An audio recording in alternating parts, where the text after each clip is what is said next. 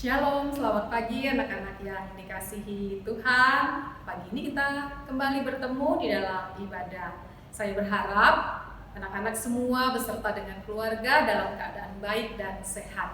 Kita akan memulai ibadah kita pagi ini. Mari persiapkan hati kita untuk menyembah Tuhan, merenungkan firman Tuhan. Sebelumnya, mari kita menyanyikan pujian berikut ini.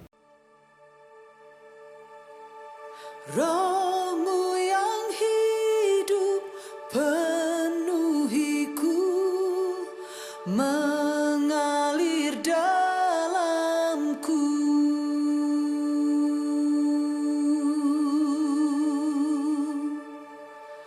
Jiwaku tenang bersamamu dalam naunganmu.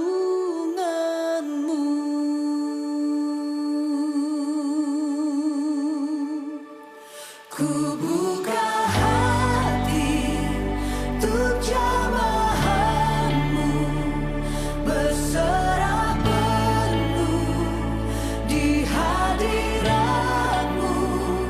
Kau ambil alih seluruh hidupku, di altarmu menyembahmu.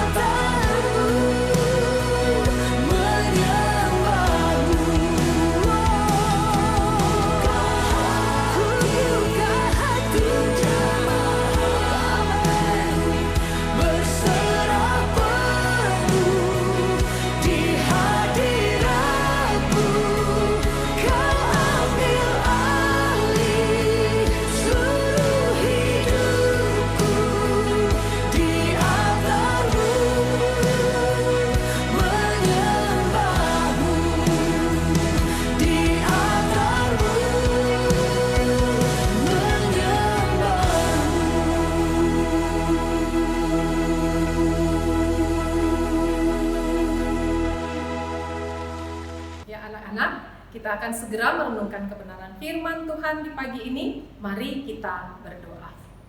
Bapa di surga, kami mengucap syukur ya Tuhan untuk kebaikan dan kasih setia Tuhan. Tuhan, Engkau sudah membangunkan kami dari tidur kami tadi malam hingga pagi ini. Bersyukur ya Tuhan untuk nafas hidup, bersyukur untuk kesehatan, kekuatan, dan kami percaya apa yang kami perlukan telah Tuhan sediakan. Tiba waktunya Tuhan, kami akan merenungkan firman Tuhan. Beri anak-anak-Mu hikmat pengertian untuk mau tunduk, mau taat akan kebenaran firman Tuhan. Di dalam nama Tuhan Yesus kami berdoa mengucap syukur. Amin. Ya anak-anak, firman Tuhan hari ini diambil dari kitab Yehezkiel pasal yang ke-36 ayat yang ke-27 sampai ayat yang ke-28. Sekali lagi, Yehezkiel pasal yang ke-36 ayat yang ke-27 sampai ayat yang ke-28. Tema kita hari ini adalah Allah membentuk karakter umatnya. Sekali lagi, Allah membentuk karakter umatnya. Saya membacakannya buat kita semua ya. Begini firman Tuhan. Ayat 27. Rohku akan kuberikan diam di dalam batinmu, dan aku akan membuat kamu hidup menurut segala ketetapanku dan tetap berpegang pada peraturan-peraturanku dan melakukannya. Dan kamu akan diam di dalam negeri yang telah kuberikan kepada nenek moyangmu, dan kamu akan menjadi umatku, dan aku akan menjadi Allahmu. Ya, sampai demikian kebenaran firman Tuhan hari ini. Anak-anak, kita tahu ya bahwasanya bangsa Israel itu adalah bangsa pilihan Tuhan. Tetapi sekalipun mereka bangsa pilihan Tuhan, mereka berulang kali berbuat apa yang jahat di mata Tuhan. Mereka berulang kali memberontak terhadap ketetapan dan peraturan Tuhan. Maka Tuhan mendidik mereka dengan cara apa anak-anak? Dengan cara menghukum mereka. Nah, bagaimana Allah menghukum mereka? Allah menghukum mereka dengan cara membuang mereka ke negeri atau ke bangsa Babel.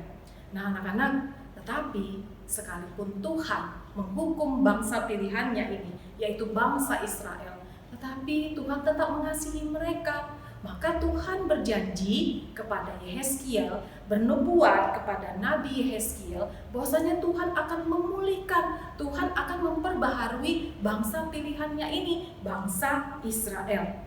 Bangsa Israel itu bukan hanya nanti dibebaskan secara fisik, secara jasmani dari penindasan bangsa Babel, tetapi Tuhan juga berjanji akan memulihkan, akan memperbaharui batin umat pilihannya ini, yaitu umat Israel.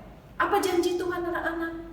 Tentang kerohanian umatnya ini, tentang batin umatnya ini. Tuhan berjanji bahwa Dia akan menaruh rohnya kepada umat pilihannya ini. Dan umat yang didiami oleh roh Allah ini, batinnya didiami oleh roh Allah ini, inilah nanti yang akan memampukan umatnya untuk mau mengikuti apa yang menjadi peraturan, apa yang menjadi ketetapan Tuhan. Nah dengan demikian, umatnya ini akan menjadi umat Allah. Karena apa? Karena roh Allah berkuasa memimpin hidup umatnya. Nah anak-anak, bagaimana cara Allah memulihkan, memperbaharui umat pilihannya ini? Yaitu dengan cara apa terlebih dahulu? Batin umatnya ini, hati umatnya ini harus dibersihkan dulu, harus disucikan dulu, harus dimurnikan terlebih dahulu.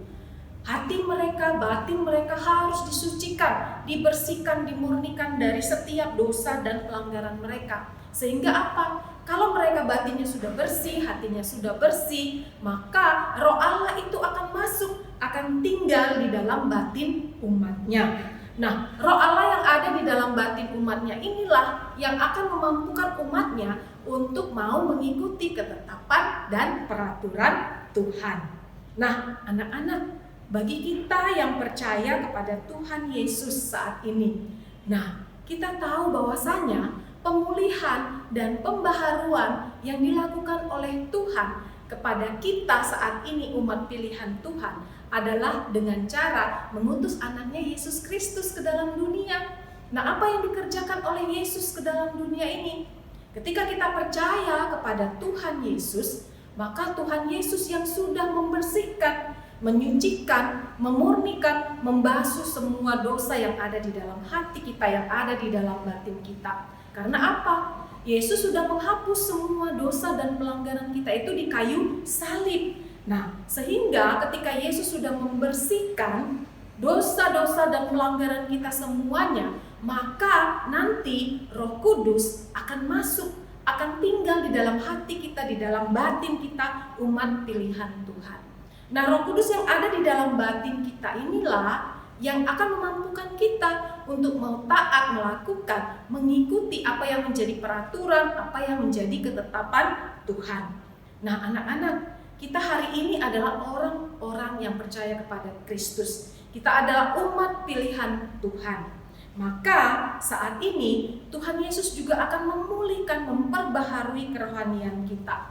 Kalau kita selama ini sering melanggar ketetapan Tuhan, peraturan Tuhan, kalau selama ini kita sering berbuat dosa di hadapan Tuhan dengan berbagai macam tingkah laku dan perbuatan kita, misalnya kita sering mengucapkan kata kotor, kita mau mencuri, kita mau marah-marah, kita mau merebut mainan teman kita suka usil teman kita suka gangguin teman kita mungkin melawan orang tua kita, melawan guru kita mungkin mau mengambil mainan teman, merebut mainan teman.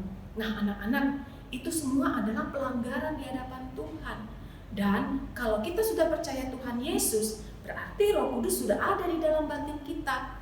Nah, kalau Roh Kudus sudah ada di dalam batin kita, Roh Kudus inilah yang akan memampukan kita membuang semua itu tadi, pelanggaran-pelanggaran dan dosa kita. Sehingga kelihatanlah bahwasanya kita ini adalah umat Allah.